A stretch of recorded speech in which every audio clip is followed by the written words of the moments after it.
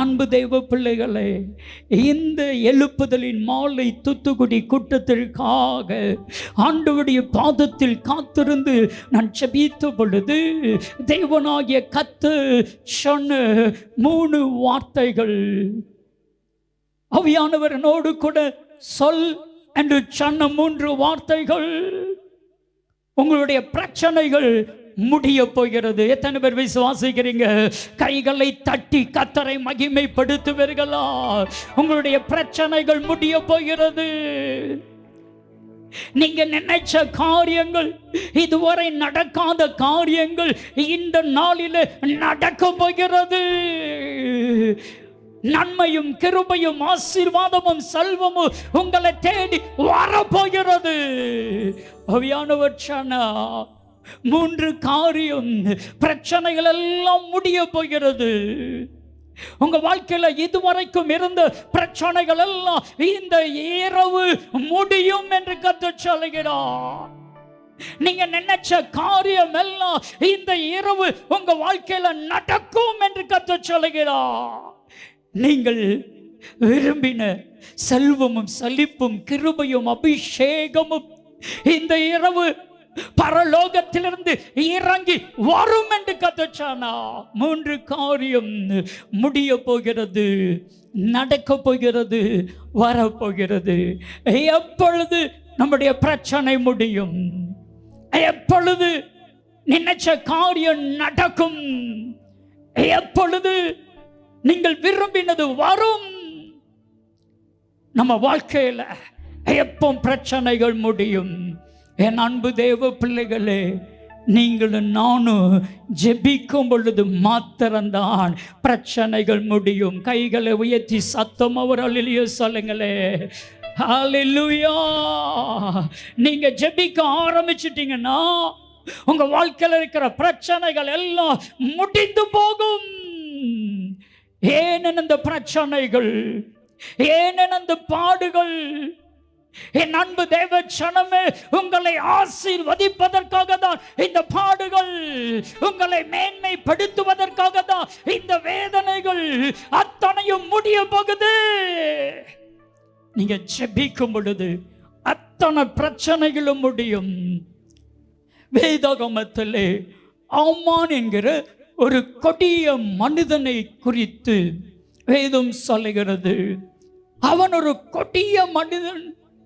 அவனுக்கு மரியாதை செலுத்தாத ஒரே ஒரு காரணத்திற்காக மொர்தெகாய் என்கிற தெய்வ மனிதனுடைய வாழ்க்கையை அவன் முடிக்க தீர்மானித்தான். ஒரு காரியம் சொல்லட்டுமா? தேவனால் அபிஷேகம் பண்ணப்பட்ட தேவ மனுஷனையும், தேவனால் அபிஷேகம் பண்ணப்பட்ட தேவ மனுஷையும் எந்த பிசாசாலையும் தொட முடியாதுங்க. எந்த மனுஷனாலும் தொட முடியாது. கர்த்தருடைய கரம் உங்க கூட இருக்கும். கர்த்தருடைய கிருபை உங்க கூட இருக்கும். கர்த்தருடைய வல்லமை உங்க கூட இருக்கும். எந்த சத்துருவும் உங்களை தொட முடியாது. கைகளை உயர்த்தி ஆமென் சொல்லுங்களேன். எந்த போராட்டமும் ஆமே. நான் மைதானத்தில் இருக்கிற அத்தனை பேருடைய கரத்தையும் நான் பார்க்கிறேன். இன்றைக்கு உங்க பிரச்சனைகள் முடிய போகிறது. நீங்க ஜெபம் பண்ணுங்க. ஒரு சின்ன தீர்மானம் பண்ணுங்க. பிரச்சனை முடிகிற வரைக்கும் நான் ஜெபத்தை மட்டும் நிறுத்த மாட்டேன். பிரச்சனை என்னைக்கு முடியுதோ அது வரைக்கும் நான் ஜெபிச்சுக்கிட்டே இருப்பேன். மொர்தெகாய் என்கிற தெய்வ மனிதனுக்கு விரோதமா தீய மனிதன் ஆமான் 50 முழ உயரமுள்ள ஒரு தூக்கு மரத்தையே உண்டாக்கிட்டா. என் அன்பு தேவ பிள்ளைகளே, இந்த உலகம் உங்களை எப்படி பார்த்துட்டு இருக்கு தெரியுமா? சங்கீதம் 41:5 வாசிக்கும் பொழுது, சங்கீதங்களின் புத்தகம் 41:5 வாசிக்கும் பொழுது, அவன் எப்பொழுது சாவா, அவன் பேர் எப்பொழுது அழியும், அவன் பேர் எப்பொழுது அழியும் என்று என் சத்துருக்கள் எனக்கு விரோதமாய் சொல்லுகிறார்கள். என் சத்துருக்கள் எனக்கு விரோதமா எப்பொழுது அவன் அழிவான், எப்பொழுது அவன் பேர் கெட்டு போகும், இதுதான் பார்த்து கொண்டிருக்கிறார்கள். ஆமான் என்கிற கொடிய மனிதன் மொர்தெகாய்ங்கிற தேவ மனிதனை அழிக்க வேண்டும் என்று சொல்லி சதி திட்டங்களை தீட்டுகிறார். சதி திட்டங்களை தீட்டுகிறார். அவனுக்கு ரோதமா யாருக்கும் தெரியாமல் 50 முள்ள தூக்கு மரத்தை உண்டாக்குகிறார். எப்படியாவது அவனை கொன்று விட வேண்டும் என்று சொல்லி அந்த நேரத்தில் மொர்தெகாய் ஒரே ஒரு தகவலை சொல்லுகிறார். என் அன்பு தேவ பிள்ளைகளே, அதே வார்த்தைய கர்த்தர் உங்கிட்ட சொல்லும்படி சொல்லுகிறார். இந்த காலத்திற்கு, இந்த எழுப்புதல் காலத்திற்காக கர்த்தர் உங்களையும் என்னையும் தெரிந்தெடுத்திருக்கலாம். யாருக்கு தெரியும், இந்த காலத்தில் நீ மௌனமாயிருப்பாயானால் தூத்துக்குடிக்கு ரட்சிப்பும் சகாயமும் வேறு ஒரு இடத்திலிருந்து எழும்போ, நீயும் நானும் சாவோமே. மொர்தெகாய் ஒரு மாபெரும் அறைகூவலை எஸ்தருக்கு சொல்லுகிறார். இந்த காலம் உன்னுடைய காலம். இந்த காலத்தில் நீ மௌனமாய் இருப்பது நல்லதல்ல. இந்த காலம் மௌனமாய் இருக்கிற காலம் அல்ல, இது ஜெபிக்கிற ஒரு காலம். எஸ்தர் ரிப்ளை பண்ணுகிறார். எஸ்தர் ராஜாத்தி சொல்லுகிறார், அரண்மனையில் இருக்கிற சூசான் அரண்மனையில் இருக்கிற மொர்தெகாய்வுக்கு சொல்லுங்கள், நானும் என் தாதிமார்களும் உபவாசம் இருந்து ஜெபிப்போ. நீயும் அப்படியே ஜெபம் பண்ணுங்கள். இவ்விதமாய் சட்டத்தை மீறி ராஜாவிடத்தில் பிரவேசிப்பேன், நான் செத்தாலும் சாகிறேன், அர்ப்பணிப்பு நிறைந்த ஒரு ஜெபம். ஆண்டவருக்கு தேவை ஜெபம். எழுப்புதல் தாமதிப்பது ஏன் என்கிற புத்தகத்தை நான் படித்த பொழுது அதில் ஒரு வார்த்தை என்னை மிகவும் தொட்டது. பிரசங்கம் பண்ணுகிற பிரசங்க பீடத்தை வேணால் அசைக்கலாம், ஆனால் ஜெபிக்கிற ஒரு மனிதன், ஜெபிக்கிற ஒரு மனுஷி தேசத்தையே அசைப்பார். ஏமேன். கைகளை தட்டி கர்த்தரை மகிமைப்படுத்துங்க. நம்ம தேசத்தை அசைப்பதற்காக தெரிந்து கொள்ளப்பட்டிருக்கிறோம். இப்பொழுது மொர்தெகாய்வுக்கு ஒரு தகவல் வருகிறது. எஸ்தர் ஜெபிக்க ஆரம்பித்து விட்டார், மொர்தெகாயும் ஜெபிக்க ஆரம்பித்து விட்டார்கள். இதனுடைய பலன் என்ன தெரியுமா? இதனுடைய ரிசல்ட் என்ன தெரியுமா? எஸ்தரின் புத்தகம் 9வது அதிகாரம் முதல் வசனத்துடைய பின்பகுதியை வாசிக்கும் பொழுது, எஸ்தர் 9வது அதிகாரம் முதல் வசனத்துடைய பின்பகுதியை வாசிக்கும் பொழுது, யூதரின் பகைஞர் அவர்களை மேற்கொள்ளலாம் என்று நம்பினார்களே,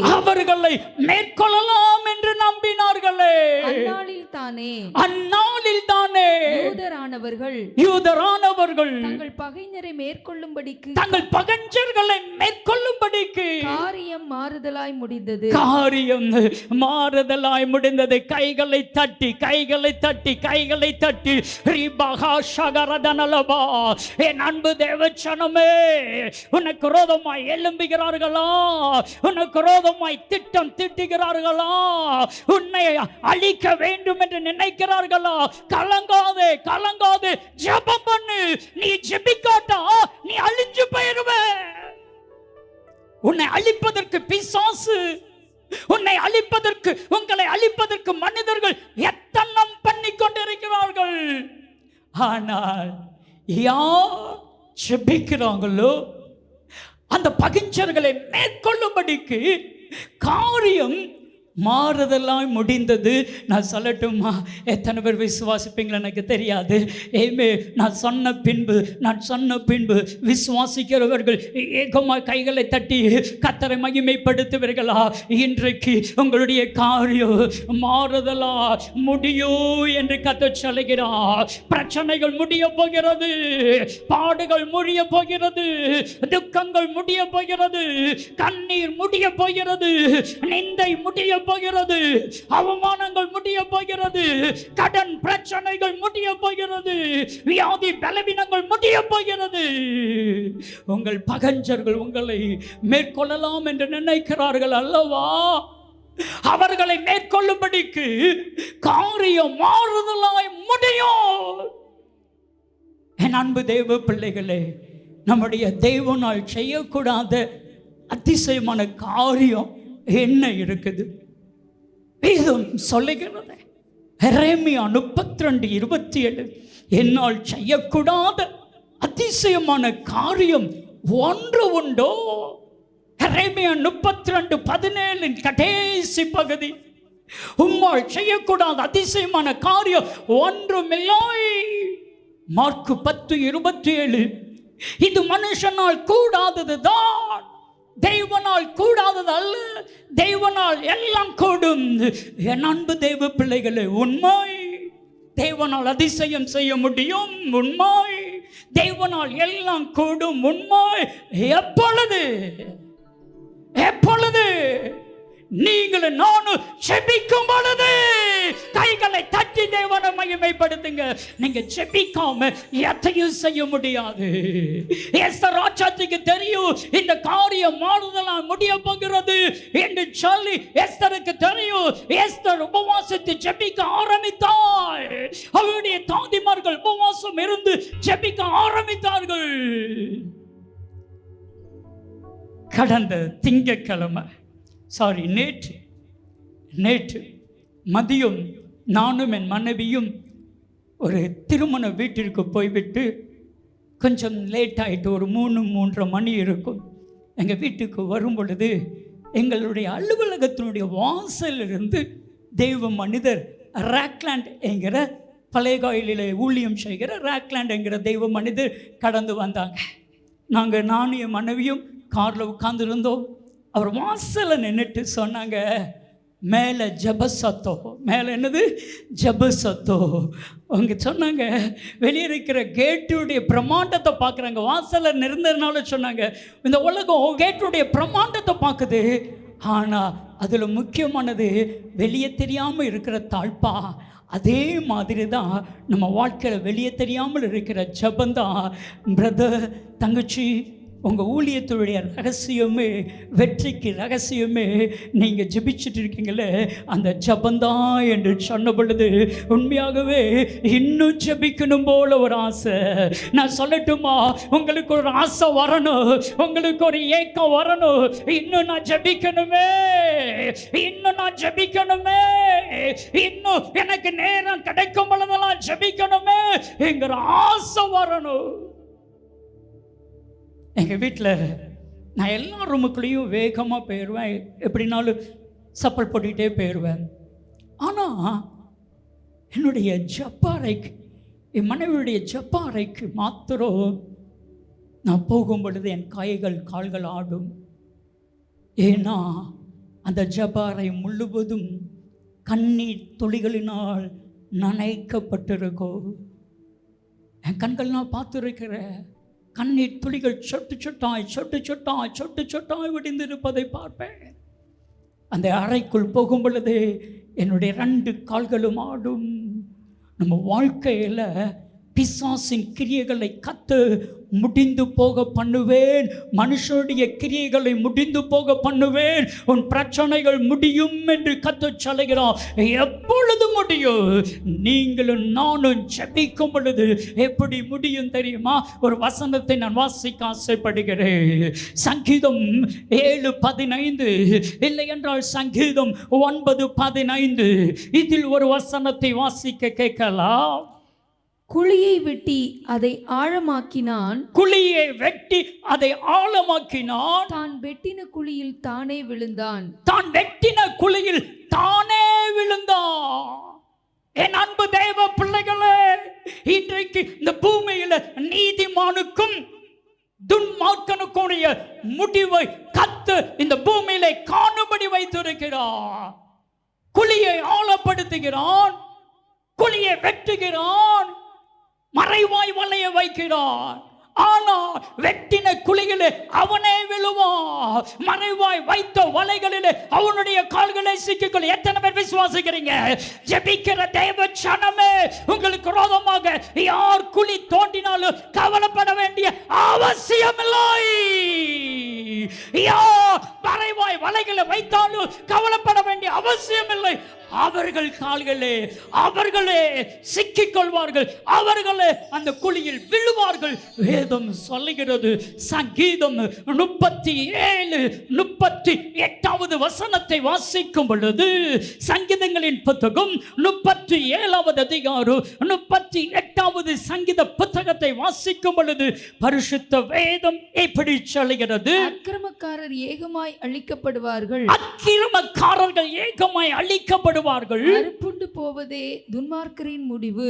அறுப்புண்டு போவதே துன்மார்க்கனுடைய முடிவு. இன்னைக்கு ஒவ்வொரு மனுஷனுக்கும் ஒரு முடிவு இருக்குது. எத்தனை பேர் விசுவாசிப்பீங்களா எனக்கு தெரியாது. ஆனால் நான் அதிகமாக ஜெபம் பண்ணிட்டு வந்திருக்கிறேன். இன்றையோடு இவருடைய பிரச்சனைகள் முடியணும் ஆண்டவரே. இதுவரைக்கும் இவர்களுக்கு தொடர்ந்த பிரச்சனைகள் இன்றோடு முடிய போகிறது. அப்படியே விசுவாசிங்க, நம்புங்க. ஜெபிக்கிற தேவ ஜனமே, உங்க பிரச்சனைகள் இன்றோடு முடிய போகிறது. நாள் ஒன்று வந்தது. ஜெபத்தினுடைய முடிவு என்ன தெரியுமா? எஸ்தரின் புத்தகம் 7வது அதிகாரம் 10ஆம் வசனம். எஸ்தரின் புத்தகம் 7வது அதிகாரம் கடைசி வசனமாகிய 10வது வசனத்தை வாசிக்கும் பொழுது, அப்படியே ஆமான் மொர்தெகாய்க்கு ஆயத்தம் பண்ணின மொர்தெகாய்க்கு ஆயத்தம் பண்ணின துன்மார்க்கன் நீதிமானுக்காக ஆயத்தமாக்கப்பட்ட அந்த தூக்கு மரத்திலே ஆமானையே தூக்கி போட்டார்கள். துன்மார்க்கனாகிய ஆமானையே தூக்கி போட்டார்கள். இந்த ஆமான ராஜா எப்படி வச்சிருந்தார் தெரியுமா? இந்த ஆமான ராஜா எப்படி வச்சிருந்தார் தெரியுமா?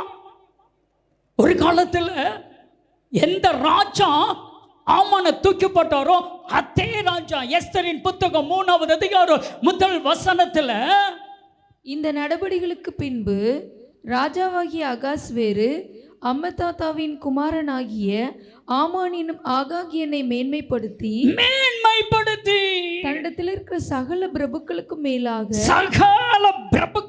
மேலாக அவனுடைய ஆசனத்தை உயர்த்தி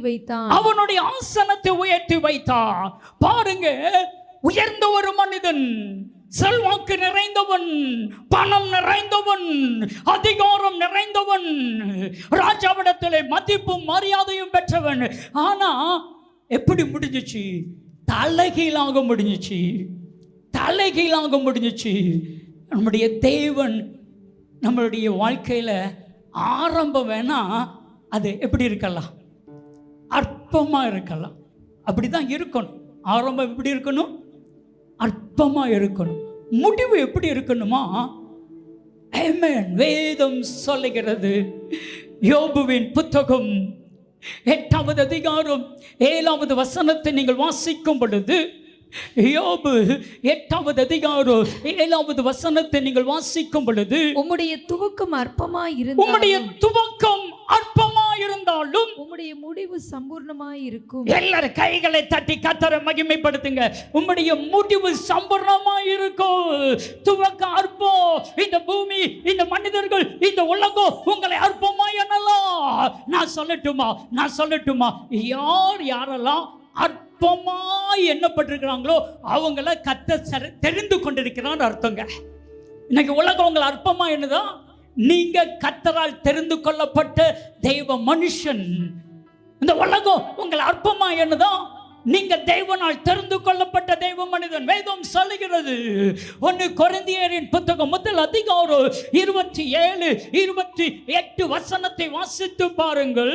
வேதம் சொல்லுகிறது, ஞானிகளை வெட்கப்படுத்த தேவன் பைத்தியங்களை தெரிந்து கொண்டார், உள்ளவைகளை அவமாக்க தேவன் இழிவானவைகளையோ அற்பமா எண்ணப்பட்டவைகளுமே தெரிந்து கொண்டார். நீங்க அற்பமா என்றீங்களா? உங்களுடைய துவக்கம் அற்பமா இருக்கலாம், ஆனா முடிவு சம்பூர்ணமா இருக்கும். ஒரு சம்பூர்ணமான முடிவை கர்த்தர் உங்களுக்கு கொடுக்க போகிறார். நான் சொல்லட்டுமா? எல்லாரும் விசுவாசிங்க. இது வரைக்கும் உங்களை தொடர்ந்து வந்த எல்லா பிரச்சனைகளும் இந்த இரவோடு முடிய போகிறது. இந்த இரவோடு முடிஞ்சு போக போகிறது. விசுவாசிங்களே. வேதம் சொல்லுகிறது. ஏசாயா தீர்க்கதரிசன புத்தகம் 60வது அதிகாரம் 20ஆம் வசனத்தை நீங்க வாசிக்கும் பொழுது, ஏசாயா 60:20 வாசிக்கும் பொழுது, உன் சூரியன் இனி அஸ்தமிப்பதில்லை, இனி அஸ்தமிப்பதில்லை, உன் சந்திரன் மறைவதும் உன் இல்லை, சந்திரன் மறைவதும் இல்லை. கர்த்தரே உனக்கு நித்திய வெளிச்சமாய் கர்த்தர் இருப்பார். கர்த்தர் தானே உன்னுடைய நித்திய வெளிச்சம். உன் துக்க நாட்கள் முடிந்து போ. உன் துக்க நாட்கள் முடிந்து போ. ஜெபிக்கிற என் அன்பு தேவ பிள்ளைகளே, நீங்க ஜெபம் பண்ணுங்க. நீங்க ஜெபம் மட்டும் பண்ணுங்க. உங்களுடைய துக்க நாட்கள் என்ன செய்திரும்? முடிஞ்சு போயிடும். இன்னைக்கு விசுவாசிங்க, ஜெபிக்கிற உங்களுடைய துக்க நாட்கள் இன்றையோடு முடிஞ்சு போயிட்டுன்னு சொல்லி எத்தனை பேர் விசுவாசிக்கிறீங்களோ, எத்தனை பேர் நம்புறீங்களோ, அத்தனை பேருடைய துக்க நாட்களும் முடிஞ்சு போயிட்டு இன்றைக்கு ஒரு புதிய துவக்கத்தை கர்த்தர் உங்களுக்கு கொடுப்பேன் என்று கர்த்தர் வாக்கு கொடுக்கிறார். பழைய வாழ்க்கை முடிஞ்சு போயிடுச்சு, பழைய கஷ்டம் முடிஞ்சு போயிடுச்சு, ஒரு புதிய நன்மையை துவங்கி விட்டா. உங்க துக்கம் முடிஞ்சு போயிடுச்சு, உங்க நஷ்டம் முடிஞ்சு போயிடுச்சு, உங்க பாடுகள் முடிஞ்சு போச்சு. ஒரு வயதான தம்பதியினர்கள், அந்த அவங்களுடைய பிள்ளைகள் வெளிநாட்டில் இருக்கிறபடியினால், அவங்களுடைய பிள்ளைகள் வெளிநாட்டில் இருக்கிறபடியினால் இவங்க அந்த வீடை வாடகைக்கு விட்டுட்டு இன்னொரு சொந்த வீட்டில் குடியிருந்தாங்க. ஆனால் அந்த வாடகைக்கு இருந்தவங்க இருக்காங்களே, கொடூரமான மனிதன், கொடூரமான மனுஷி. வாடகை கேட்டால் வாய்க்கு வந்தபடி திட்டுவாங்க. வாடகை கேட்க போகிறதற்கு இந்த வயதான ஐயாவும் அம்மாவும் பயப்படுவாங்க. வாடகை ஒழுங்க கொடுக்க மாட்டாங்க. நடந்த சம்பவம், வாடகை ஒழுங்க கொடுக்க மாட்டாங்க, பயமுறுத்துவாங்க. வாடகை கேட்ட உன்னை கொன்னுருவேன், உன்னை அடிச்சு போட்டா கேட்கறதுக்கு யாரு இருக்கா? இது என் வீடு, என் வீட்டுக்குள்ள கால் மதிக்கிறதுக்கு என்கிட்ட கேட்காம கால் மதிக்க வந்து உன்னை கொன்னுருவேன், கெட்ட வார்த்தைப்பட்டு திட்டுவார்கள். இந்த தாயும் தகப்பனும் ஒன்றை தீர்மானித்தார்கள், ஆண்டவரே இந்த கொடிய மனிதருக்கு ஒரு முடிவு கட்டணும் ஆண்டவரே சொல்லி ஜெபிக்க ஆரம்பிச்சிட்டாங்க. இனி நான் வாடகையை கேட்க மாட்டேன், நான் எந்த காரணத்தை போய் அந்த இடத்துல நிற்க மாட்டேன், காலி பண்ணுங்க நான் சொல்ல மாட்டேன், நீங்கள் சொல்லணும் ஆண்டவரேன்னு சொல்லி ஜெபிக்க ஆரம்பிச்சுட்டாங்க. இவங்க ஜெபிக்கிறாங்க, வல்லமையாக ஜெபிக்கிறாங்க. 1 மாதம் 2 மாதம் 3 மாதம் 4 மாதம் 5 மாதம் வாடகையவே வாங்கலை, வாடகையவே கொடுக்கல. இந்த கொடிய அந்த துன்மார்க்கன், இந்த கொடிய மனிதன் இந்த குடும்பத்தை, ஜெபிக்கிற இந்த வயதான தாயையும் தகப்பனையும் அழிச்சிட்டா இந்த வீடு நமக்கு தான். எப்படி உலகம் எப்படி யோசிக்கிறது பாருங்க. என் அன்பு தேவ பிள்ளைகளே, ஒரு காரியம் சொல்கிறேன், தேவனால் திறந்து கொள்ளப்பட்ட தேவ மனுஷனையும் மனுஷியையும், ஜெபிக்கிற தேவ மனுஷனையும் மனுஷியையும் உலகத்தால் ஒன்றும் தொடக்கூட முடியாது. கைகளை தட்டி கர்த்தரை மகிமைப்படுத்துங்க. உங்களை டச்சு கூட பண்ண முடியாது. இந்த கொடிய மனிதன் தீர்மானிச்சா, நான் போய் மாந்திரிகம் பண்ணி செய்வனை ஏவல் வைத்து அந்த குடும்பத்தையே அழிச்சிடணும். அந்த கணவன் மனைவி அந்த வயதான தாய் தகப்பனை கொன்னுறணும் தீர்மானித்தான். மந்திரவாதிட்ட போகணும்னு சொல்லி மந்திரவாதிட்ட போறதுக்கு முன்னாடி ஜெபிக்கிற அந்த தாய் தகப்பனுடைய ஜெபத்தை கேட்டு அந்த கொடிய மனித மந்திரவாதிட்ட போறதுக்கு முன்னாடி கர்த்தராகிய இயேசு கிறிஸ்துவே மந்திரவாதிட்ட போயிட்டாரு. கர்த்தர் மந்திரவாதிட்ட போய் மிரட்டிட்டாருங்க. பைபிள் அப்படின்னா சம்பவம் இருக்குது, நீங்க வாசித்து பாருங்க.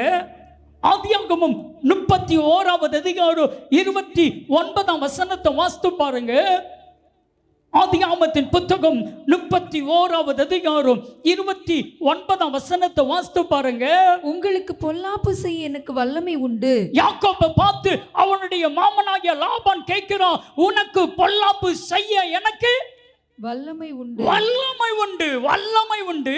ஆகிலும் உங்கள் தகப்பனுடைய தேவன், ஆகிலும் உங்களுடைய தகப்பனுடைய தேவன், நீ யாக்கோபுடைய நன்மையை அன்றி தீமை ஒன்றும் பேசாதபடிக்கு எச்சரிக்கையாய் இரு என்று நேற்று ராத்திரி என்னோட சொன்னார். நேற்று ராத்திரி என்று சொல்லிட்டாரு. இன்னைக்கு தான் நான் சந்திக்கிறேன். நேற்று ராத்திரியே சொல்லிட்டார். யார் சொல்றா? லாபான் சொல்றான். யாக்கோபுக்கு தெரியுமா? தேவனாகிய கர்த்தர் லாபானை போய் எச்சரித்தது யாக்கோபுக்கு தெரியுமா? என் அன்பு தேவச்சனமே, நீங்க ஜெபிக்க மட்டும் செய்யுங்க, மீதி எல்லாம் கத்த பார்த்து கொள்வோம். கர்த்தருடைய பர்வதத்தில் பார்த்து கொள்ளப்படும். எப்பொழுது எப்பொழுது ஜெபிக்கும் பொழுது. லாபான் சொல்றான், உனக்கு பொல்லாப்பு செய்ய எனக்கு வல்லமா இருக்குது, நானும் என் மகனும் சேர்ந்து உன்னை கொன்னுருவோம். ஆனா முடியாத. நேற்று இரவே உன் தகப்பனுடைய தேவன் என்னை வந்து எச்சரித்து விட்டார். இன்னொரு வசனத்தை சொல்லப்பட்டிருக்கிறது, எச்சரித்தார் என்று சொல்லி. இந்த மந்திரவாதிட்ட இவங்க போறதுக்கு முன்னாடியே இயேசு போய் மந்திரவாதிட்ட எச்சரித்துட்டார். என் பிள்ளைக்கு ரோதமா செய்வன பண்ண வாராங்க, அந்த குடும்பத்தை அழிஞ்சிடாதபடி ஜாக்கிரதையா இருக்கும்படி நீ எச்சரித்து அனுப்புன்னு சொல்லி மந்திரவாதிட்ட ஆண்டவர் பேசிட்டு வந்துட்டார. இப்போ மந்திரவாதி எதிர்பார்த்துட்டு இருக்கிறாரு, அந்த பொல்லாத மனுஷனும் மனுஷன் வருவாங்க. இந்த பொல்லாத மனுஷன் போயிருக்கிறான், சாமி இப்படி ஒரு பிரச்சனை, நான் குடியிருக்கிற வீட்டு ஓனரை கொல்லணும். இப்போ மந்திரவாதி சொன்னா, நீ செத்துறாத, நீ செத்துறாத.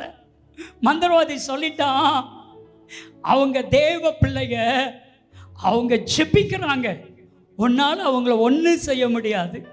நீ அந்த வீட்டில் இருந்தா நீயும் உன் பிள்ளைகளும் அத்தனை குடும்பமும் இல்லாம, வாரிசே இல்லாம கரு அழுக்கப்பட்டு போய்விடும்.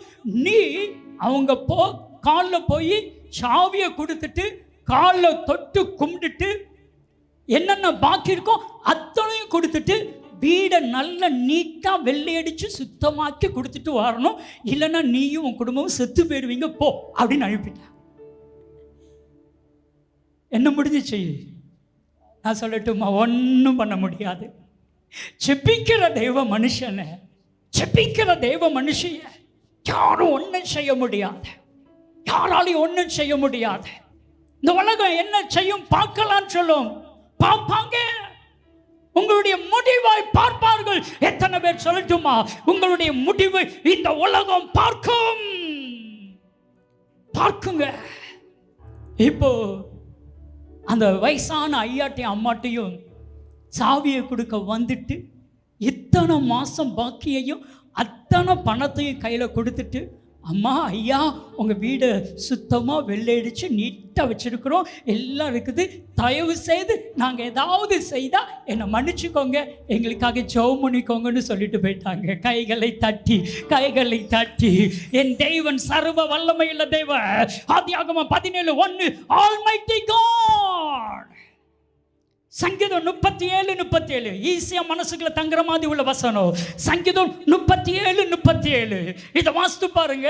நீ உத்தமனை நோக்கி, நீ உத்தமனை நோக்கி செம்மையானவனை பார்த்திரு, செம்மையானவனை பார்த்திரு, அந்த மனுஷனுடைய முடிவு சமாதானம், அந்த மனுஷனுடைய முடிவு சமாதானம். உத்தமனை, செம்மையான, ஜெபிக்கிற அந்த மனுஷனை நீ பார்த்திரு, பாரு. நீ எல்லாரும் பார்க்கணுங்க.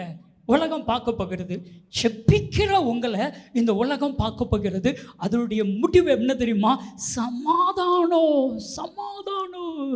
இன்னைக்கு நான் சொல்லட்டுமா, நான் அப்படியே எத்தனை பேர் விசுவாசிப்பீங்களா எனக்கு தெரியாது. இது ரேமா வார்த்தையா, தீர்க்க தரிசன வார்த்தையா அப்படியே கடந்து வருகிறது. இங்கே ஆண்டவர் சொன்ன அத்தனை வாக்கு தத்தங்களும் நிறைவேறி முடியும் என்று தீர்க்க தரிசனமாய் சொல்லுகிறார். விசுவாசிக்கிற, ஜெபிக்கிற உங்களுக்கு வாக்கு தத்தங்கள் நிறைவேறி முடியும். இந்த உலகம் பார்க்க போகிறது. எப்படி முடிய போகுது? நல்லா கவனிச்சுக்கோங்க. இந்த உலகம் ஒன்று சொல்லும், எப்படி முடிய போகுது பார்க்கலாம். எப்படி முடிய போகுது பார்க்கலாம். நான் சொல்றேன், நீ பார்க்க தான் போற.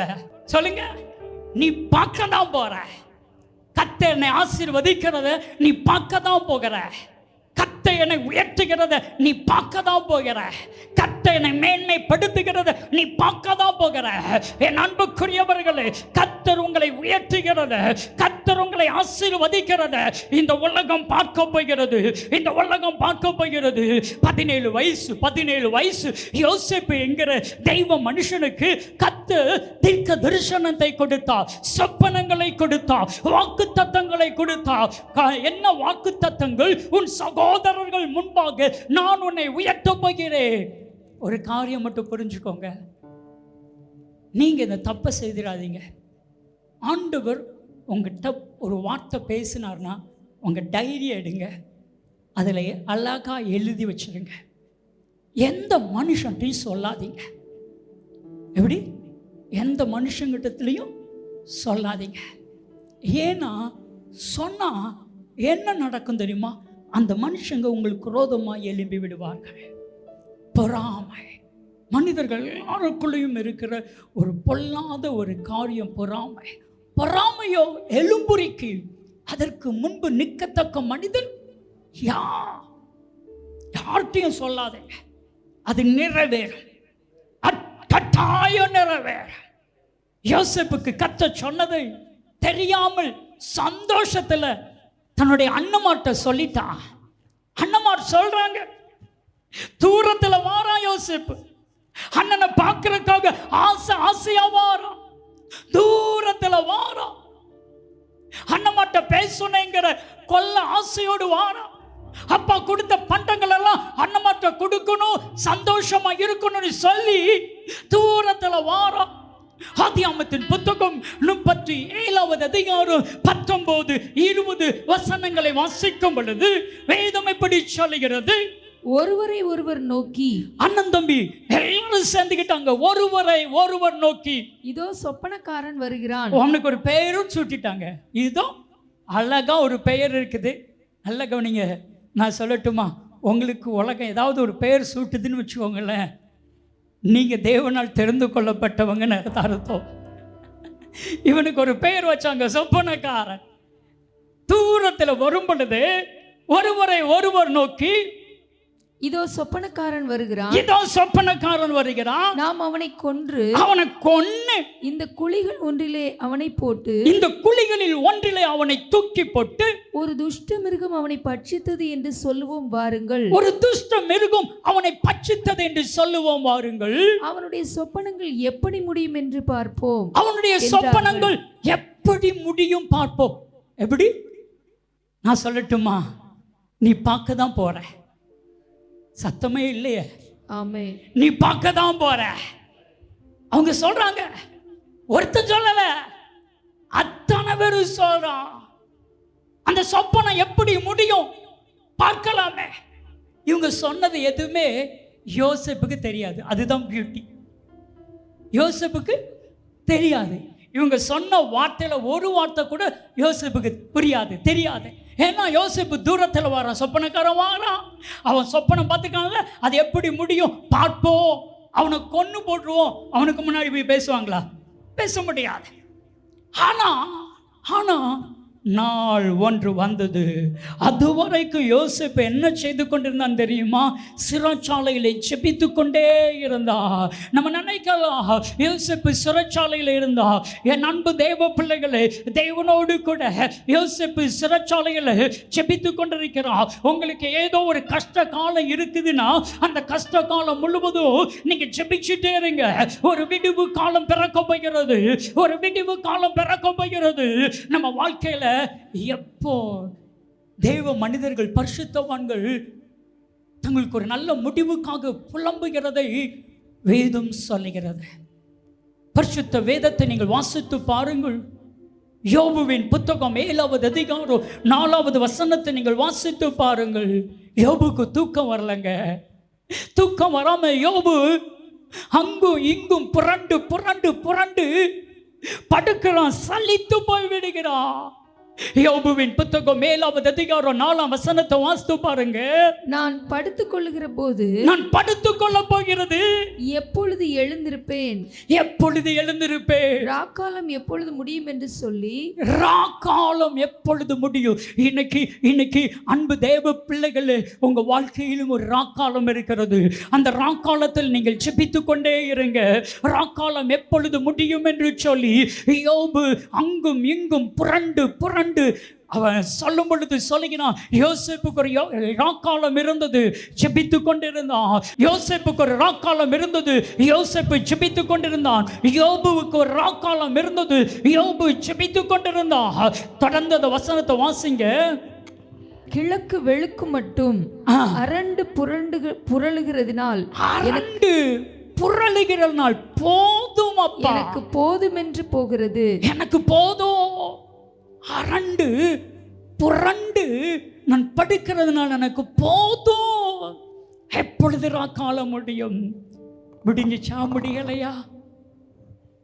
இந்த உலகமே பார்த்தது யோபுனுடைய முன்னிலைமையை காட்டிலும் பின்னிலைமையை 2 மடங்கு ஆசீர்வதித்தார். இது யோசேப்புக்கு ராக்காலம். அந்த ராக்காலத்தில் ஜெபிச்சுக்கிட்டு இருந்தாங்க. என் அன்புக்குரிய தேவ பிள்ளைகளே, உங்களுக்கு ஒரு கேள்வி இருக்கும். ஏன் எனக்கு இந்த பிரச்சனை? ஜெபிப்பதற்காக. ஏன் எனக்கு இந்த தனிமை? ஜெபிப்பதற்காக. ஏன் எனக்கு இந்த நஷ்டம்? ஜெபிப்பதற்காக. ஏன் எனக்கு இந்த பாடுகள்? ஜெபிப்பதற்காக. முடிவு வரப்போகிறது, சீக்கிரத்தில் வரப்போகிறது. யாரெல்லாம் எப்படி முடியுதுன்னு பார்ப்போன்னு சொன்னவங்களை கர்த்தர் கொண்டு வந்தாரு. இப்போ யோசேப்புக்கு முன்னாடி நிறுத்தி இருக்கிறாரு. இப்போ அவங்க பார்க்கிறாங்க, ராஜாவா பார்க்கிறாங்க, எகிப்தின் அதிபதியாய் பார்க்கிறாங்க, கிரீடம் வைத்திருக்கிற மனிதனாய் பார்க்கிறாங்க, மீசையும் தாடியும் கம்பீரமாய் இருக்கிற தோற்றத்தை பார்க்கிறாங்க, வணங்குறாங்க. அப்பொழுது யோசேப்பு சொன்னா, அண்ணமார் பேசுனது யோசேப்புக்கு தெரியாது. எப்படி முடியும் பார்ப்போன்னு சொன்னாங்களே, அது தெரியாது. தெரியாமலே ஆண்டவர் பேச வைக்கிறாரு பாருங்க. எப்படி முடிஞ்சிச்சுன்னு சொல்லட்டுமா? அப்படி சொல்றான் பாருங்க. ஆதியாகமத்தின் புத்தகம் 50வது அதிகாரம் 20ஆம் வசனத்தை வாசிக்கும் பொழுது, நீங்கள் எனக்கு தீமை செய்ய நினைத்தீர்கள். நீங்க எனக்கு தீமை செய்ய நினைச்சீங்க, அது எனக்கு தெரியாது. தேவனோ இப்பொழுது நடந்து வருகிறபடியே வெகு ஜனங்களை உயிரோடே காக்கும்படிக்கு அதை நன்மையாக முடிய பண்ணினார். கைகளை தட்டி இப்ப சொல்லுங்க, ஒரு இருண்ட காலம் எதற்கு? ஜெபிப்பதற்கு. அதற்கப்புறம் ஒரு நல்ல காலம் வருகிறது. ஹல்லேலூயா. தீமையை நன்மையாய் முடிய பண்ணினார். எப்படி முடியும்னு பார்த்தீங்களே, இப்போ நன்மையா முடிஞ்சிருக்குது. என் அன்பு தெய்வ பிள்ளைகளே, நன்மையாய் முடியும். ஜெபித்தால் நன்மையாய் முடியும். உங்க பிரச்சனைகள்லாம் முடிய போகிறது.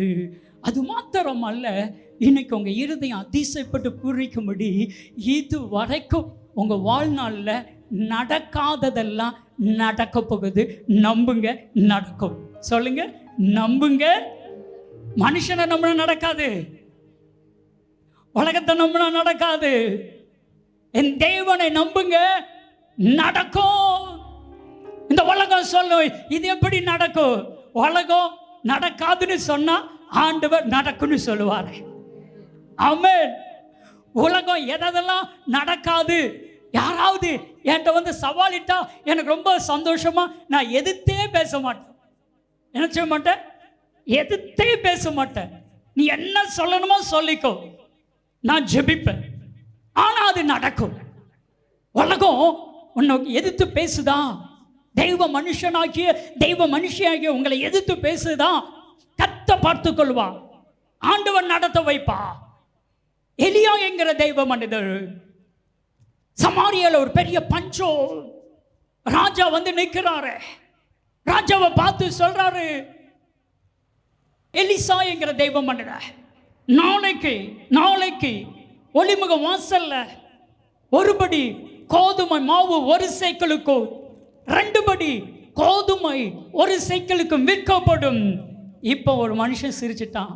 ராஜாவுக்கு ஹெல்ப் பண்ணக்கூடிய மனிதன், ராஜாவுக்கு கையிலாக கொடுக்கக்கூடிய அந்த மனிதன் வேதம் சொல்லுகிறது, வேதம் சொல்லுகிறது. 2 ராஜாக்களின் புத்தகம் 7வது அதிகாரம் 2வது வசனத்தை வாசிக்கும் பொழுது, அப்பொழுது ராஜாவுக்கு கைலாக கொடுக்கிற பிரதானி ஒருவன் தேவனுடைய மனுஷனுக்கு பிரதியுத்தரமாக இதோ கர்த்தர் வானத்திலே மதகுகளை உண்டாக்கினாலும் இப்படி நடக்குமா? வானத்திலே மதகுகளை உண்டாக்கினாலும் இப்படி நடக்குமா? அதற்கு அவன் உன்னுடைய கண்களினாலே அதை காண்பாய், கண்ணினாலே பாப்ப, ஆனாலும் அதிலே சாப்பிட மாட்டாய் என்றான். அதுல நீ என்ன செய்ய மாட்ட? சாப்பிட மாட்ட. கண்ணினால என்ன செய்வ? பாப்ப, சாப்பிட மாட்ட. அதற்கு கர்த்தர் பயன்படுத்தினது எத்தனை பேர் தெரியுமா? 4 பேர். அற்பமா எண்ணப்பட்ட 4 பேர், உதவாத 4 பேர், படிக்காத 4 பேர். ஆண்டவருக்கு 4 பேர் போதுங்க. நறுக்குன்னு சொல்லுங்க பாப்போம். ஆண்டவருக்கு எத்தனை பேர் போதும்? 4 பேர் போதும். அவன் படிச்சிருக்கணும்னு அவசியம் இல்லை, பட்டம் பெற்றிருக்கணும் அவசியம் இல்லை, அவன் பெரிய பணக்காரனாக இருக்கணும்னு அவசியம் இல்லை. அவன் ஒன்றுக்கும் உதவாதவனாக இருக்கலாம், வீட்டுக்கே உதவாதவன். குஷ்டரோகிகள் 4 பேர் வீட்டில் வச்சிருப்பாங்களா? இல்லை. இந்த குஷ்டரோகிகள் 4 பேர் நடு ரோட்டுக்கு வந்துட்டானுங்க. நடு ரோட்டில் இருக்கிற 4 பேரை தான் கத்த தெரிந்து கொண்டான். ஒரு பெரிய சீரிய இராணுவத்தையே முறியடிப்பதற்காக ஜெபிக்கிற அந்த 4 பேர் ஆண்டவருக்கு தேவை. நீங்க ஜெபத்தோடு எந்திரிச்சு நடந்து பாருங்க, உங்களை கண்டு பெரிய பெரிய சேனைகள், பெரிய பெரிய ஆட்கள் பயந்து ஓடுவாங்க. சீரிய இராணுவமே பயந்து ஓடிட்டு இப்போ அங்கே இருக்கிற பண்டம் பாத்திரம் எல்லாத்தையும் எடுத்துட்டாங்க. ராஜாவுக்கு அறிவிக்கப்படுகிறது. ராஜா எல்லாத்தையும் கொண்டு வந்து இப்போ ஒருத்தன் கையில் அந்த காரியத்தை ஒப்பு கொடுக்கிறாரு. அதுதான் அந்த கையிலாக கொடுக்கிற மனுஷன். இப்போ பஞ்சத்தில் நீங்கள் சாப்பாடை காட்டினீங்கன்னா எப்படி இருக்கும்? 2023 டிசம்பர் மாதம் நம்ம தூத்துக்குள்ள மழை பெய்துச்சு. அப்போ நம்ம கிராஸ் டிவியில் கிட்டத்தட்ட 12 லட்சம் நஷ்டமாச்சு. கிராஸ் டிவியை பார்த்துட்டு பிரேம் நகர் கூடி வாரேன். ஒரு வேனில் கொஞ்சம் பால் பாக்கெட்டு, கொஞ்சம் பிரெட்டு, ஒவ்வொரு பிரெட்டும் ஒரு பிரெட் பாக்கெட்டு, ஒரு பால் பாக்கெட்டு கொடுத்தாங்க. ஒருத்தராட்டு பால் பாக்கெட்டை வாங்கிட்டுமே, ஒருத்தரும் வாங்கலை. கொடுக்கலையான்னு கேட்டால் கொடுத்தாங்க, வாங்கலையான்னு கேட்டால் வாங்கினாங்க. ஒரு பாக்கெட்டை 10 பேர் வாங்கினாங்க. அத்தனை பேர் தலையிலும் பாலாபிஷேகம். ஒரு பிரெட் பாக்கெட்டை 10 பேர் வாங்குறாங்க. பிரெட்டெல்லாம் கீழே சிந்தி போகுது. ஒரு பெரியவர் வந்தார், எப்பா இப்படி கொடுத்தாலாம் முடியாதுப்பா, எல்லாரையும் வரிசையை நிப்பாட்டி கொடு. யாரு கேட்குற மாதிரி இல்லை, பசி. இப்போ எல்லாரும் அந்த மாவையும் கோதுமையும் வாங்குறதுல மும்முரமாக இருந்தாங்க. இவன் பார்க்குறான், ஒரு படி மாவு 1 சேக்கல் சொல்கிறாங்க, 2 படி கோதுமை 1 சேக்கல் சொல்கிறாங்க. இவன் நினைக்கிறான், அந்த தெய்வ மனிதன் சொன்னபடியே நடந்துட்டே நான் சவாலிட்டேன், வானத்தின் மதகுகளை திறந்தாலும் நடக்குமான்னு கேட்டேன். நடந்துட்டேன்னு இன்னொன்று நடந்துட்டு, நீ பாப்ப சாப்பிட மாட்டேன்னு சொன்னல, அதுவும் நடந்துட்டு. நம்ம தேவன்கிட்ட 1 நடக்குமான்னு கேட்டா 2 நடக்குங்க. அவன் சொன்னா இது நடக்குமான்னு கேட்டான், நடந்துச்சு. 1 நடக்கல, 2 நடந்துச்சு. கோதுமை மாவும் கோதுமையும் அதே போல கொடுக்கப்பட்டது. என் அன்பு தெய்வ பிள்ளைகளே, ஒன்று சொன்ன நடக்குமோ? நடந்துச்சு. இப்பதான் அவன் இருதயம் பதறுது.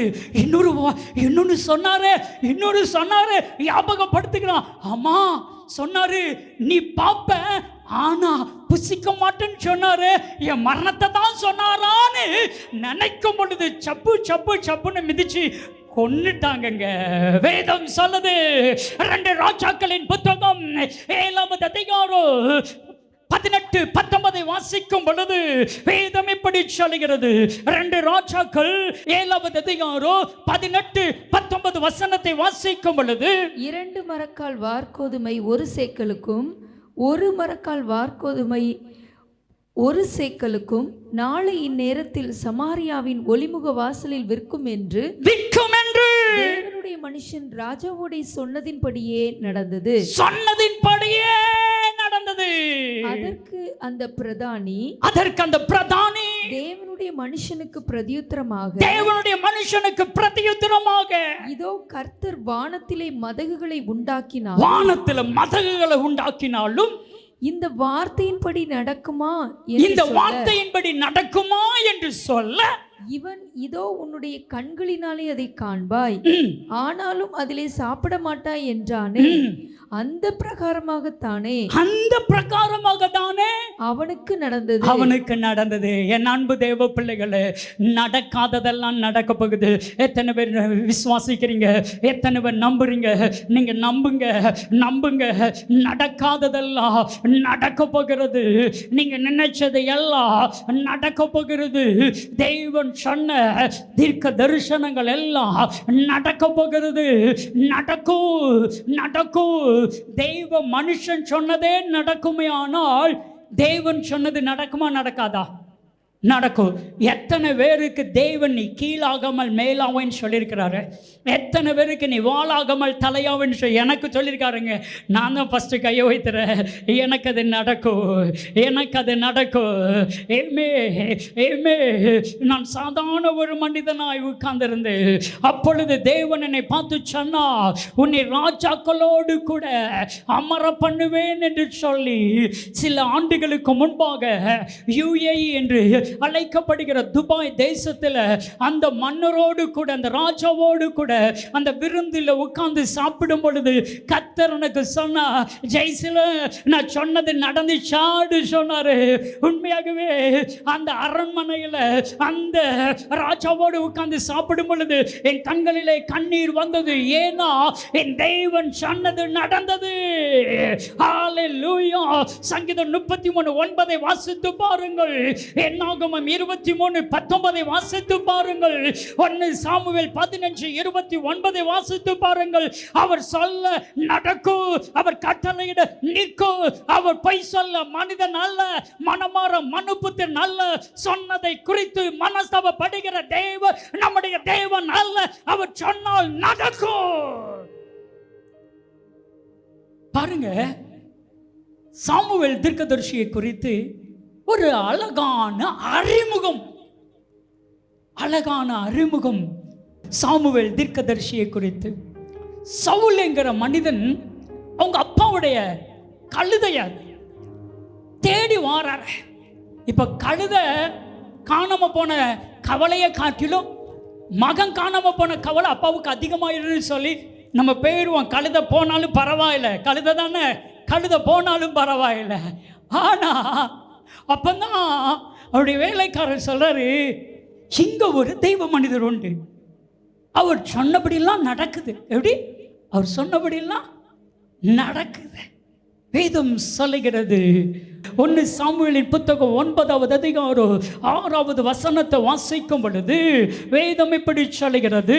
அதற்கு அவன், இதோ இந்த பட்டணத்திலே தேவனுடைய மனுஷன் ஒருவர் இருக்கிறார். அவர் பெரியவர். அவர் சொல்லுகிறது எல்லாம் தப்பாமல் நடக்கும். அங்கே போவோம். ஒருவேளை அவர் நாம் போக வேண்டிய நம்முடைய வழியை நமக்கு தெரிவிப்பார். நல்ல கவனிங்க. நான் உங்களுக்கு ஒரு காரியத்தை சொல்லட்டுமா?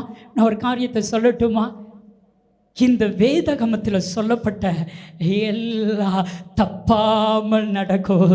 இந்த வேதத்தை படிங்க, இந்த வேத வசனத்தை படிங்க. நீங்க சொல்றது எல்லாம் தப்பாமல் நடக்கும்.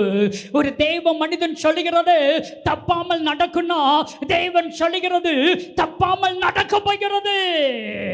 என் அன்பு தேவ ஜனமே, ஆண்டவர் உங்க வாழ்க்கையில சொன்ன அத்தனை வாக்குத்தத்தங்களும் நடக்க போகிறது. எத்தனை நம்புறீங்க? கைகளை தட்டி கர்த்தரை மகிமைப்படுத்துங்களே. தடைகள் உடைக்கப்படுகிறது, நடக்க போகிறது. ஆச்சரியம் நடக்க போகிறது, அற்புதம் நடக்க போகிறது. உங்க இருதயம் அதிசயப்படும்படிக்கு ஒரு பெரிய காரியத்தை கர்த்தர் செய்ய போகிறார். நடக்கும். நீங்க நினைச்சது நடக்கும். சொல்லுங்க, நினைச்சது நம்புங்க. என் வாழ்க்கையில் இதுவரைக்கும் நடக்காததெல்லாம் நடக்க போகுது. அது அந்த உலகம் காண போகிறது. ஆண்டவர்கிட்ட சொல்லுங்க, ஆண்டவரே எல்லாம் நடக்கட்டும் ஆண்டவரே. நான் சொல்லட்டுமா? எல்லாம் நல்லபடியாக நடக்க போகுது. எல்லாம் நல்லபடியாக நடக்க போகுது. ஒரு நாள் ஒரு தங்கை என்னுடைய பழைய அலுவலகத்திற்கு அவருடைய தகப்பனாரை கூட்டிக் கொண்டு வந்தார். அவள் கண்கள் கண்ணீர் மல்க, அண்ணா 3 வருஷமா உங்களை பார்க்கறக்காக எங்க அப்பாட்ட சொல்லிக்கிட்டே இருக்கிறேன். எங்க அப்பா கூட்டிட்டு போகல. எங்க சித்திக்கு பயந்து 3 வருஷமா உங்ககிட்ட கூட்டிட்டு வரலன்னே. சொல்லும் பொழுதே அவளுடைய இருதயம் உடைந்தது. 6 வயசுல என்னை பெத்த என் அம்மா இறந்துட்டாங்க. அம்மா அம்மா அம்மான்னு சொல்லி துடிச்சிட்டு இருந்த எனக்காகவே எங்க அப்பா இன்னொரு திருமணம் செய்தாங்க. புது அம்மான்னு சொன்னாங்க. ஆசையா இருந்துச்சு. அம்மா என்று சொன்ன முதல் நாளில் என்னை கிள்ளினாங்க பாருங்க, என்னை அடிச்சாங்க பாருங்க. அதற்கப்புறம் அம்மானே சொல்லலை. 20 வருஷம் கடந்துட்டு அண்ணே, எங்க சித்தி என்னை பார்த்து சொல்றாங்க, என் பிள்ளைகளுக்கெல்லாம் கல்யாணம் நடக்கும், உனக்கு கல்யாணம் நடக்காது. 26 வயசு ஆயிடுச்சு. எங்க சித்தி தினமும் சொல்லுவாங்க, நீ காசு இல்லாத வேலைக்காரி இந்த வீட்டுக்கு. எங்க அப்பாவால எதிர்த்து பேச முடியாது. எங்க அப்பாவால எங்க அம்மா விடத்துல எங்க சித்திட்ட ஒண்ணு பேச முடியாது. அவங்க சொல்ற காரியம் உன் கல்யாணம் நடக்காது. என்னை பார்த்து ஒரு கேள்வி கேட்டா, அண்ணே எனக்கு கல்யாணம் நடக்காதா? அண்ணே அண்ணே எனக்கு கல்யாணம் நடக்காதா? சின்ன பிள்ளைகளுக்கு இப்போல்லாம் ஏஜ் அட்டன் ஆனால் கூட அந்த பிள்ளைகளுக்கு ஆசை இருக்குது. எனக்கு ஃபங்க்ஷன் வைக்கணும் டாடி, டாடி எனக்கு ஃபங்க்ஷன், மம்மி எனக்கு ஃபங்க்ஷன் வைக்கணும். என் கிளாஸில் இருக்க எல்லா பிள்ளைகளுக்கும் ஃபங்க்ஷன் வச்சுருக்காங்க. இந்த ஒரு சின்ன பிள்ளைல 26 வயசு நிரம்பின அந்த அன்பு மகள் நடக்காதானே? நான் செபிக்கும் பொழுது கர்த்தர் சொன்னார், நீ நம்பு, என்ன நம்பி இருக்கிறபடினா நடக்கும். எப்படி நடக்கும்னா ஆச்சரியமாய் நடக்கும். எப்படி நடக்கும்னா அதிசயமாய் நடக்கும். எப்படி நடக்கும்னா மகிமையாய் நடக்கும். என் அன்புக்குரியவர்களே, உங்க வாழ்க்கையில ஆச்சரியமான காரியம் நடக்க போகுது. அற்புதமான காரியம் நடக்க போகுது.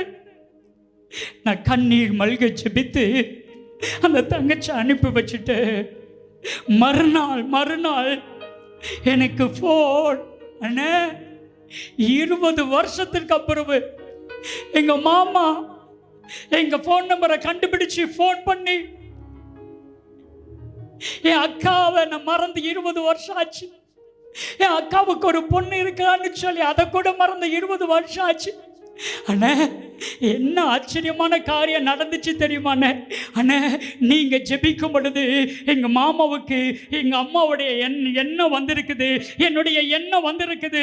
எங்க மாமா எனக்கு நாங்க வீட்டில் வந்து போன உடனே எங்க அப்பாவுக்கு ஃபோன் பண்ணி, மச்சான் என் மருமக எப்படி இருக்கான்னு கேட்டா. என் கையில் கொடுத்தோன்னு சொந்தம் எனக்கு எங்க அம்மாவுடைய சொந்தம் யாருமே தெரியாது, வந்ததே இல்லை. மாமான்னு சொன்ன என் மாமா அழுதுட்டாரு. ராஜாத்தி உன்னை பார்க்க வருவேன், நாளைக்கு வந்துடுவேன். இங்க வந்து பார்த்தா அவர் சொன்னாரா, என் அக்கா மாதிரியே இருக்கிறடா. என் அக்காவை நான் மிஸ் பண்ணிட்டேன் நினைச்சேன், இல்லை நான் மிஸ் பண்ணல, நீ அக்கா மாதிரியே இருக்கிற. நான் நடந்ததெல்லாம் சொன்னேன். என் மாமா என்ன சாத்து சொன்னாங்க, நீ என் கூட வாடா. எங்க சித்தி விடமாட்டேன்னு சொல்லும் பொழுது, ஏன் அக்கா பிள்ளைய கேட்கறதுக்கு நீங்க யாருன்னு சொல்லி எங்க மாமா என்கிட்ட வந்து ஜெபம் பண்ணிட்டு தான் சென்னைக்கு கூட்டிட்டு போனாங்க. மோகன் பாஸ்டர் சர்ச்சில் நல்ல அமெரிக்கா மாப்பிள்ளை. அந்த கல்யாணத்துக்கு நான் போயிருந்தேன், நான் தான் சீஃப் கெஸ்ட்டு. ஒரு சாப்பாடுக்கு மட்டும் 2000 ரூபா, அவங்க சித்தியான்னு ஆச்சரியமா பார்த்தபடி அந்த திருமணத்தை கத்த நடத்தி கொடுத்தாரு பாருங்க. ஆண்டவர் அந்த தங்கச்சியுடைய கண்ணீரின் ஜபத்திற்கு நடக்குமான்னு கேட்டாலே அதற்கு கத்த பதில் கொடுத்தா நடக்கும். நீங்களும் கேட்கலாம், எனக்கு நடக்காதா? நடக்கும். நீங்க விசுவாசித்தால் யோவான் 11:40 என் மகிமையை காண்பார், என் அற்புதத்தை காண்பார், என் அதிசயத்தை காண்பார். நடக்கும். இது வரைக்கும் உங்க வாழ்நாள்ல எதெல்லாம் நடக்கலையோ அது எல்லாம் நடக்கும். மூணாவதாக, இதை சொல்றதுக்கே டைம் இல்லை, மூணாவதாக கட்டாயம் நான் சொல்லிதான் ஆகணும், ஆசீர்வாதம் வரப்போகுது. ஆமென். 3 காரியம். பிரச்சனைகள் புரியலையே, முடிய போகுது, பரவாயில்ல. பிரச்சனைகள், அதிசயம், அற்புதம் வரப்போகுது. ஆமென். சொல்லுங்க. நீங்க என்னெல்லாம் வரணும்னு நினைக்கிறீங்களோ அத்தனையும் இந்த இரவு உங்களை தேடி வரும். ஆனா ஒரு காரியம் மனுஷங்கிட்ட இருந்து நீங்க எதிர்பார்த்தீங்கன்னா வராது. நீங்க மனுஷங்கிடத்திலிருந்து எதிர்பார்த்தா வராது. ஆனா ஆண்டவரிடத்திலிருந்து எதிர்பார்த்தா வரும். மனுஷனிடத்திலிருந்து வரணுமா, ஆண்டவரிடத்திலிருந்து வரணுமா? இன்னைக்கு நல்ல ஒரு தீர்மானம் பண்ணுங்க. நிறைய பேர் சொல்லுவாங்க, எப்படி இருந்தாலும் மனுஷன் தானே உதவி செய்யணும். ஏன், எந்த உதவியா இருக்கட்டையா, எந்த நன்மையா இருக்கட்டையா, அது தேவனிடத்தில் வந்தா அது நிரந்தரம், இல்லைன்னா அது தற்காலிகமானதுதான். நீங்க சொல்லுங்க. வேதம் சொல்லுகிறது, யாக்கோபு 1:17 இந்த வசனத்தை நான் விசுவாசிக்கிறேன். இந்த கடைசி வேளையில், ஜெப வேளையில் இந்த வசனத்தை கத்த நிறைவேற்ற போகிறார். ஆமென். யாக்கோபு 1:17 வேதம் இப்படி சொல்லுகிறது, நன்மையான எந்த ஈவும் பூரணமான எந்த வரமும் பரத்திலிருந்து உண்டாகி ஜோதிகளின் பிதாவினிடத்திலிருந்து இறங்கி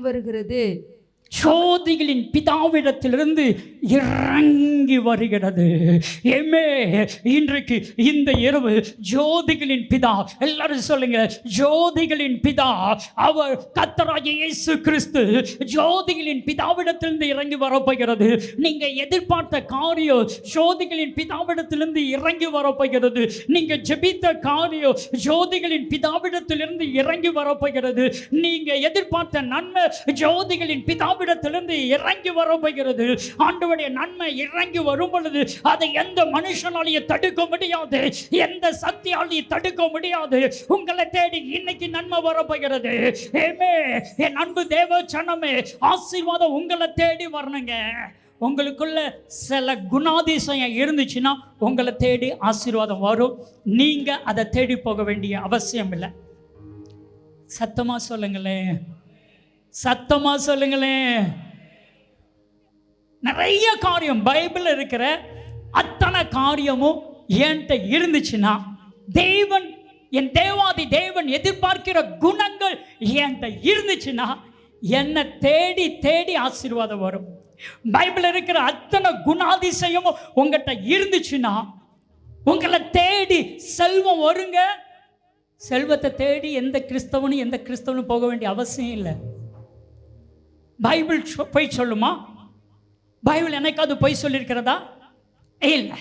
அப்போ நான் சொல்ற வசனம் உண்மைதானே? ஒரு வசனத்தை நான் உங்களுக்கு சொல்ல ஆசைப்படுகிறேன்.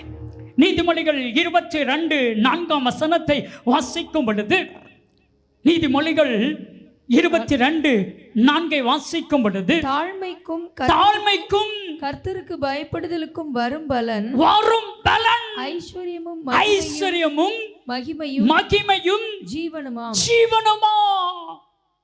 உங்களுக்குள்ள தாழ்மை இருந்துச்சுன்னா, உங்களுக்குள்ள விட்டு கொடுக்கிற தன்மை இருந்துச்சுன்னா, உங்களுக்குள்ள தப்பா பேசுறாங்களா பொறுத்து போகிற தன்மை இருந்துச்சுன்னா, உங்களுக்குள்ள தேவனுக்கு பயப்படுகிற பயம் இருந்துச்சுன்னா, உங்களை தேடி ஐஸ்வர்யம் வருங்க. இது வேதம் சொல்லுகிற சத்தியம். மேன்மை வரும், ஜீவன் வரும். இதெல்லாம் நம்ம தேடிட்டு இருக்கிறோம். நான் சொல்லுவேன் அடிக்கடி, நீ இந்த உலகத்தை தேட தேட உலகம் உன்னை விட்டு போயிட்டே இருக்கும். ஐஸ்வர்யத்தை தேடினா ஐஸ்வர்யம் உன்னை விட்டு போயிட்டே இருக்கும். பதவியை தேடினா பதவி உன்னை விட்டு ஓடிக்கிட்டே இருக்கும். பணத்தை தேடினா அது உன்னை விட்டு வெகு தூரம் போயிடுவோம். எல்லாத்தையும் தேடுறதை விட்டுட்டு கர்த்தரை தேடினா அதெல்லாம் உன்னை தேடி வரும். இது சத்தியம். இன்னைக்கு முதலாவது தேவனுடைய ராஜ்யத்தை தேடுங்கள், அப்பொழுது இவைகள் எல்லாம் உங்களுக்கு கூட வரும், தேடி வரும். ஆண்டவரே சொல்லுங்க, ஆண்டவரே இன்னைக்கு எந்த மனுஷனை நான் தேடி போக மாட்டேன், என்ன தேடி ஆசீர்வாதம் வரணும். வைராக்கியமா ஜெபம் பண்ணுங்க. ஆண்டவரே நான் தாழ்மையா இருப்பேன் ஆண்டவரே, நான் கர்த்தருக்கு பயப்படுகிற மனுஷனா இருப்பேன் ஆண்டவரே, நான் உமக்கு பயந்த தெய்வ மனுஷியா இருப்பேன், என்ன தேடி ஐஸ்வர்யம் வரட்டும். ஆண்டவரே உம்முடைய பாதத்துல நான் ஆயத்தமா இருப்பேன், உம்முடைய பாதத்துல உட்கார்ந்து வேதத்தை தியானிப்பேன். ஆண்டவருடைய சமூகத்துல ஆயத்தமாகுங்க. ஆண்டவருடைய சமூகத்துல நீங்க ஆயத்தமாயினீங்கன்னா உங்களை தேடி ஆசீர்வாதம் வரும். சொல்லிக்கிட்டே இருக்கலாம். நீதிமொழிகள் 21:31 நம்ம எல்லாருக்கும் இந்த வசனம் தெரியும். ஆனா ஆண்டவருடைய பாதத்துல போய் உட்கார மாட்டோம், அதுதான் வேதனை. ஆண்டவருடைய பாதத்துல போய் சிந்த மாட்டோம் கண்ணீர், ஆண்டவருடைய பாதத்துல போய் உட்கார மாட்டோம். இன்றைக்கு நீங்கள் ஆண்டவருடைய பாதத்துல போய் கண்ணீர் சிந்தி கதறி செபிக்கும் பொழுது உங்களை தேடி நன்மை வரும். கைகளை தட்டி ஆசீர்வாதம் உங்களை தேடி வரும், மேன்மை உங்களை தேடி வரும், ஐஸ்வர்யம் உங்களை தேடி வரும், பெயர் உங்களை தேடி வரும். ஆதியாகமம் 12:2 படி கர்த்தர் உங்களை ஆசீர்வதிப்பா, உங்க பெயரை பெருமைப்படுத்துவா, நீங்கள் ஆசீர்வாதமாய் இருப்பீங்க. வேதம் சொல்லுகிறது, நீதிமொழிகள் 21:31, குதிரைகள் யுத்த நாளுக்காக ஆயத்தமாக்கப்படும், ஜெயமோ கர்த்தரால் வருங்க, ஜெயம் கர்த்தரால் வரும், செல்வம் கர்த்தரால் வரும், பெயர் புகழ் கர்த்தரால் வரும். கர்த்தர் உங்களை தேடி இந்த இரவு வந்திருக்கிறார். ஆண்டவரே சொல்லுங்க, ஆண்டவரே நான் மனுஷனை தேட மாட்டேன், ஒரே ஒரு சம்பவத்தை சொல்லி நான் முடிக்க ஆசைப்படுகிறேன், ஒரே ஒரு சம்பவத்தை சொல்லி நான் முடிக்க ஆசைப்படுகிறேன். ஒரு நாள் ஒரு phone call, cross TV YouTube சேனலை பரலோகமனாங்கிற சிறப்பு நிகழ்ச்சியை பார்த்து அந்த சகோதரி எனக்கு ஃபோன் பண்ணாங்க. பிரதர், உங்களுடைய பரலோகமனா நிகழ்ச்சி மாத்திரம்தான் எனக்கு ஆறுதல், இல்லைன்னா என்னைக்கோ நானும் என் கணவரும் மறிச்சிருப்போம், என்னைக்கோ நானும் என் கணவனும் இறந்திருப்போம், என்னைக்கோ நானும் என் கணவனும் தற்கொலை பண்ணிருப்போம். உங்களுடைய ஆறுதலின் வார்த்தை, உங்களுடைய ஆறுதல் நிறைந்த வார்த்தை. பிரதர், உங்களை பார்க்க வரலாமான்னு கேட்டாங்க. நான் சொன்னேன் வாங்கன்னு சொன்னேன். எனக்கு தெரியாது அவங்க சென்னையில் இருக்கிறவங்கன்னு சொல்லி, ஆனா அவங்க இங்க தூத்துக்குடிக்கு வந்துட்டாங்க. வந்து சொன்னாங்க, ஒரு நபருக்கு 50 லட்சம் கொடுத்து ஏமாந்துட்ட, 50 லட்சம் கொடுத்து ஏமாந்துட்ட, என்ன செய்வது என்று சொல்லி தெரியல. கண்ணீர் சிந்தி கதறி ஜெபிக்கும் பொழுது ஆண்டவர் சொன்ன வார்த்தையை சொன்னேன், உங்களை தேடி ஆசீர்வாதங்கள் வரும் என்று சொல்லி கைகளை தட்டி, ஓ ரிபா ரிமனாதரா, உங்களை தேடி நன்மை வரும், உங்களை தேடி ஆசீர்வாதம் வரும், உங்களை தேடி மேன்மை வரும் என்று கர்த்தர் சொன்ன வார்த்தையை சொல்லி ஜெபம் பண்ணி அனுப்பிட்டேன். 7 நாள் கழித்து எனக்கு ஃபோன் கால் வருது. பிரதர், என் தாய் மாமா என்னை தேடி வந்தாங்க. ஒரு நாள் வராத தாய் மாமா வந்தாங்க.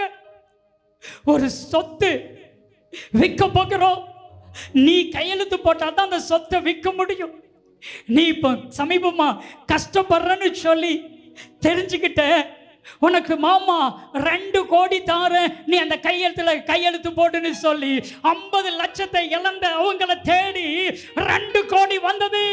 அந்த சகோதரி சொன்னாங்க, ஐயா நீங்க சொன்ன மாதிரி 4 மடங்கு ஆசீர்வாதம் வந்தது. என் அன்பு தேவ பிள்ளைகளே, நீங்க நம்புங்க, நம்புனா வரும். நீங்க ஆண்டவருடைய வார்த்தைக்கு கீழ்ப்படிந்தா வரும். நீங்க ஜெபித்தா வரும். ஆண்டவரை தேடினா வரும்.